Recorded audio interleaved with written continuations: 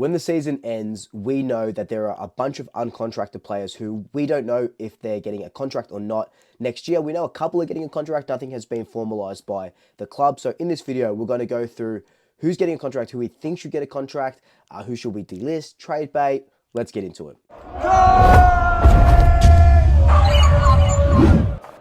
So this is probably the hardest part of running a football club. I would assume one of the hardest parts is parting ways with some of these players who just aren't cutting it, or who just won't make it. Because at the moment we have 12 uncontracted players. There's been lots of talk of a couple of these players guaranteed contracts next season, but nothing has been said by the players. But we know, like Jeremy Howe, Steel Sidebottom, they've got contracts for next season. They're still in this list because they're technically still uncontracted.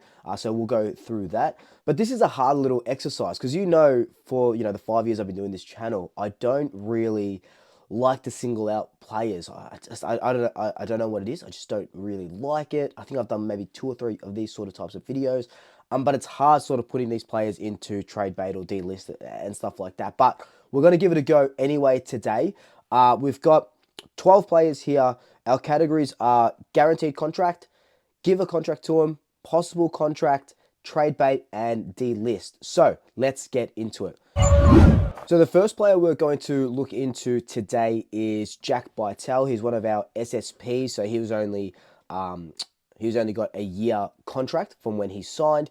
So there's a couple of SSP guys in here as well. Well, actually all 4 of them are in here as well. So Jack Bytel, he had an okay-ish year. Played 7 games. His best game was against Richmond, gathered 25 disposals. Played okay. A little bit on the wing. Look, Bytel, I think he did enough, and especially when we needed these players to step up because of our injuries and stuff, I think he did okay. He was all right. Like, there wasn't anything sort of super special about him. But if we're looking at where we're going next season, and they say that we want to sort of build from the draft, but then we don't have any sort of draft picks. We'll probably be trading in these sort of picks. Is Bytel someone who, with a full team, is going to get a game with us next season? I don't really think so. So I'm going to put Bytel in the D list section, and that's hard for me. But I don't see him even getting a possible contract, maybe as a rookie for a year. But I'm going to stick with D list. I'm going to try and be as harsh as possible. Now, the next one we got here is Josh Eyre. So Josh, the Pies have invested a lot into him. Now, you remember that when he was picked up as an SSP selection, he was out for like 11 weeks with a hamstring. He's a tall commodity, something that we don't have. They've been trialing him down back. He's been doing well. I actually don't mind Josh. I know we haven't seen him at AFL level, but he's just biding his time in the VFL. He's had a raft of injuries this season. I think Josh, they're going to give him a possible contract, maybe just a year, maybe just as, I don't know if they can rookie list him. I always forget how this rookie system works. It's so stupid. But I think a possible contract, maybe just a year, give him another year in the system, see how he goes, because we do need tall players. We don't have a lot. We do need tall players. So I'd give Josh Eyre a possible contract.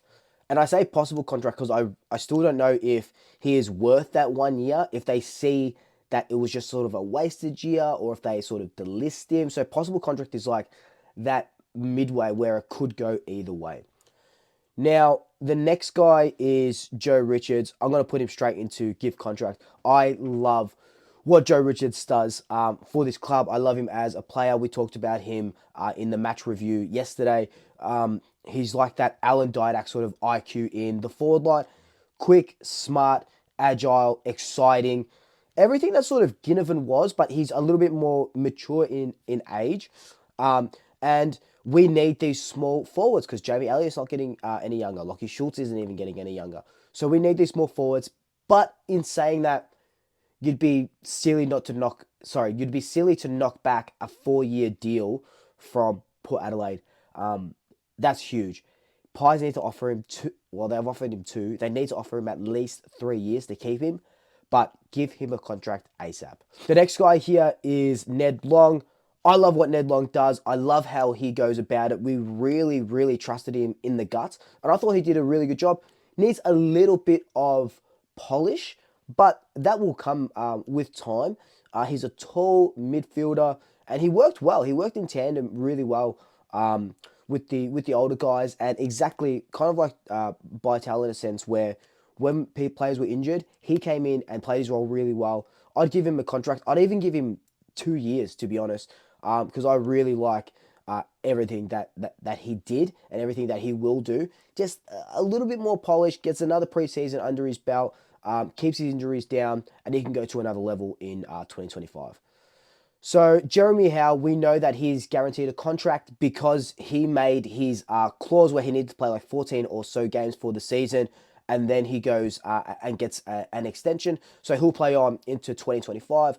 One of the older guys, it's good to keep him around for players like, we're just about to talk about Charlie Dean, for players in that backline coming through, have that backline mentor. And he hasn't lost a step, even with that injury that he sustained last year. He still hasn't lost a step. He's still really, really good. And you're not just going to get rid of players like that. Now, Charlie Dean is a weird one because I love Charlie Dean a lot, so much. Always sing his praises. He's been on the rookie list for 3 years. Now, I know just before I said, I don't know how the rookie list works, but I'm pretty sure, and I probably should have looked this up before recording this video, but I'm pretty sure that they've just released a fourth year on the rookie list if you don't play a certain number of games. So I dare say that Dean will get another contract as a fourth year on the rookie list. So I'm pretty much, well, that's pretty much guaranteed, but I'm not going to put him in the guaranteed contract because I just don't know the ins and outs of that yet. But I'm pretty sure he can be 4 years on the rookie list and he'll get on there now. I love Charlie Dean. He is the future of that backline. Yes, we'll probably get like a Mark Keane or someone else in there, but Charlie Dean is everything that we need him to be. Another preseason, and he just needs to stay injury-free, and he'll keep getting a go in 2025. The next guy, still Cy Bonham. He just came out and said that he's locked in for 2025. It'll definitely be his, well, not definitely, but probably be his last year for Collingwood. He's just gone to another level as this tagging extraordinaire. It's just crazy to think that he has reinvented himself like twice already this year. One, off the half back line, and he's done really well off that half back line. And two, as a tagger now. And, you know, he kept Goulden to his lowest disposal since the 2022 grand final. Played a little bit on Lockie Neal last week. Played on Jack Viney this week. So I love this tagging still. And even though he's, 33, he feels like, or he looks like he's younger because he's doing these run with rolls around the ground. So he gets that guaranteed contract. This one is a little bit controversial. So I've got Reef McGuinness here, and I'm going to chuck him in as trade bait. Now, I love Reef so much, but he's just not getting a go. So when you really need these players to step up, when we've got all of these injuries, Reef just isn't getting a go. So he did play 9 times this season, which is more than he's played in his last 2 seasons. But 3 of those games were games as the sub. So it was the Port Adelaide game, North Melbourne game, and Geelong game. The St Kilda game, he kicked 3 goals. I thought that was one of his best games for the season. The last game he played was against Hawthorn. I thought they would have given him a run in the last game against Melbourne just to see what he can sort of do. He's got no contract. Obviously, that's why we're doing this video about him. And there are a couple of clubs wanting him, and same with sort of Finn McRae. I don't think Collingwood know where to play him because he wasn't drafted as a forward. He was drafted as a midfielder. We've played him in the forward line. He can be that great third, fourth tall if we need him to be. But then in the VFL, he's on the with the defenders, or he's on a wing. I don't mind him on a wing, but do we have too many wingmen at the moment? I just don't know if they've made up their mind of where they want to play Reef. If anything, I could probably move him to possible contract and maybe give him a year, but I'd keep him as trade bait just to say, can we get a second round pick for him? Wouldn't be anywhere in the first round, but can we get a second round pick for him somewhere? But if that doesn't work, when I put this player in trade bait, if that doesn't work, give him another year or something, or it wouldn't be 2 years, but give him another year maybe, just to see if we can just nut down where he needs to play and where we need him the most. Because, this poor kid, play in the forward line, play in the back line, play on the wing, play here, play here, play there. He needs to know exactly where his positioning is, and maybe he does. Maybe it's just this is me outside looking in. But I would just float him around, see if you can get anything for him. If not, give him a year because we do need forwards. Now, Aiden Begg. Aiden Begg's been injured most of the year. He was a mid-season draft pick. I think he came in the mid-season draft with Ash Johnson, if I'm not mistaken. Aiden Begg, I haven't seen a lot that I've liked when he's been in the VFL. Yes, he's a tall ruckman, but he hasn't done anything that kind of convinces me that he's got another 2 or 3 year contract in front of him. So, unfortunately, I'm going to put Aiden Begg in the D list section.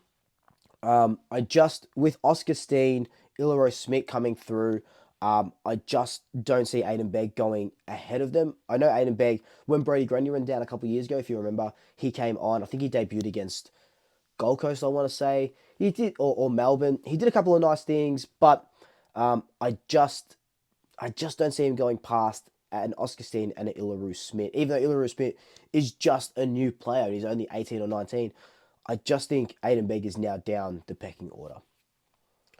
Lockie Sullivan, my boy, give him a contract straight away.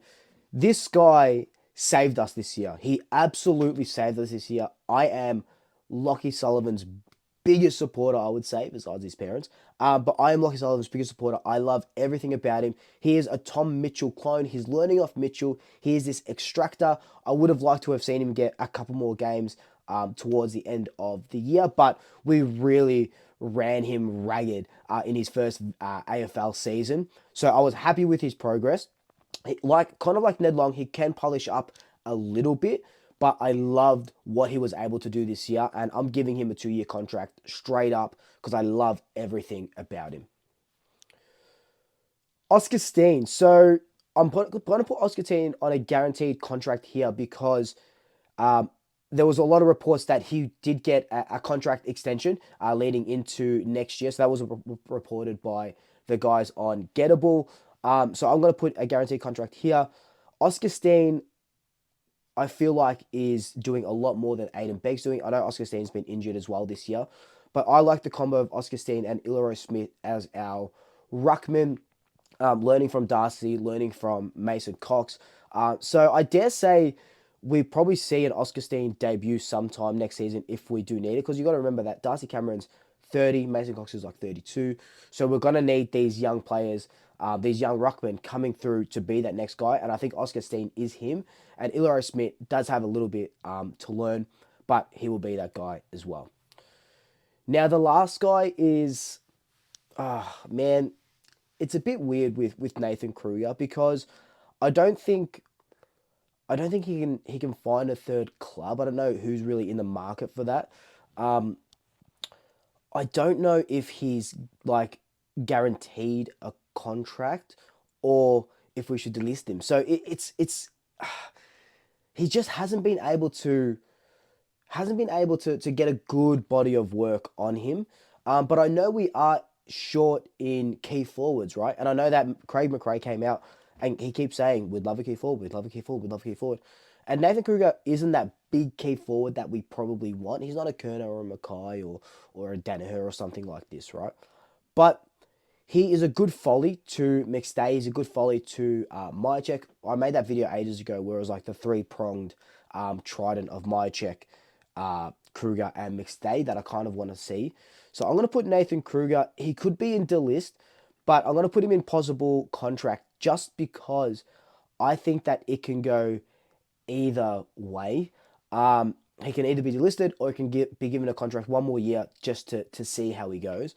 But I think, look, with delistings as well, you probably see about 3 or 4 delistings. So there's probably more guys here that get delisted. Maybe, Nathan Kruger gets delisted and Josh Ayer, let's just say, and they come back as a rookie selection. Collingwood promises to pick him up as a rookie selection.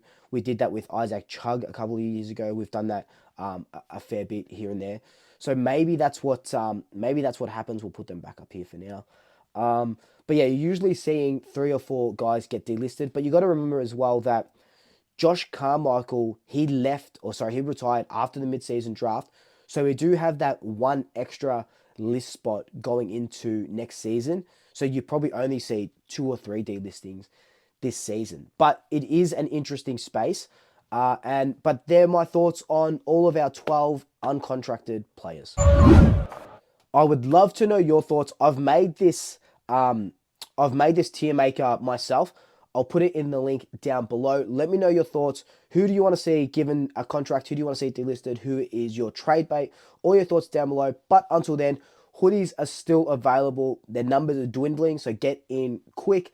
Like, comment, subscribe. Tay family, Tay friends, Tay pets. And until next time, double shackers. I'll swoop you later.